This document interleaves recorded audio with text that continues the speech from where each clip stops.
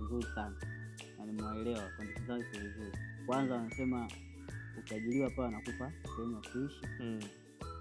Baada ya mwaka mmoja unapata mkopo wa usafiri. Aisee, umepata kazi sehemu moja nzuri sana mdogo wangu. Kwa hiyo mimi napenda, lakini unajua mapambano yako mdogo wangu, ndio maana mimi nilikuwa naona kwamba pale ninapowekeza mimi sijapoteza.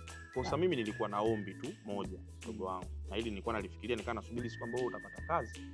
Mimi niweze kukueleza. Mimi ambacho nilichokuwa nakitaka, nilikuwa nataka kwamba huyu mdogo wako Vasco, sawa, wewe ukishapata kazi, at least sasa na wewe uanzie hapa kuweza kumsaidia Vasco kwa sababu yuko kidato cha 4 sasa hivi. Kwa kuanzia kidato cha 5, cha 6 mpaka atakapofika chuo na yeye uweze wewe kumpush sasa.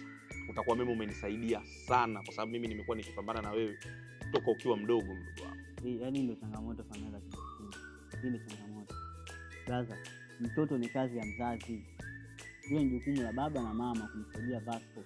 Yaani mimi mwenyewe sijajipata kama nimepata kazi leo. Sijajipata, sijajijenga. Naanza kumsaidia Vasco. Nitajijenga lini mimi?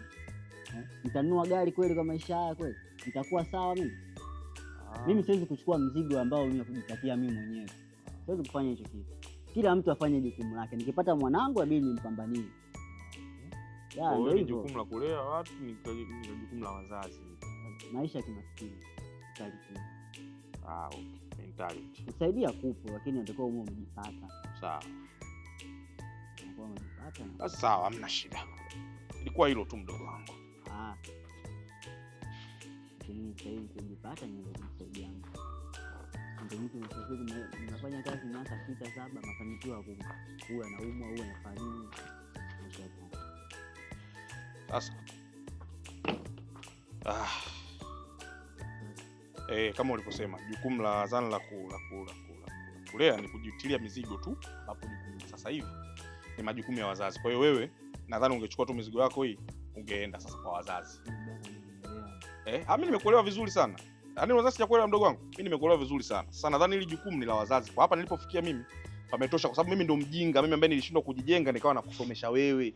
Kwa hiyo wewe unaona sasa hivi wewe umeendelea, umeshindwa kumsomesha mdogo wetu. Kwa hiyo sasa wewe cha kufanya, mimi nitaendelea kuwa mjinga hivyo hivyo. Ila wewe kwa sasa usijali. Wewe mpambanaji mdogo wangu. Pambana. Wewe mpambanaji sana mdogo wangu. Usijali bana. Yaani mimi niende kila laheri bana. Mwanza na kazi Dar es Salaam brother. Utapambana tu.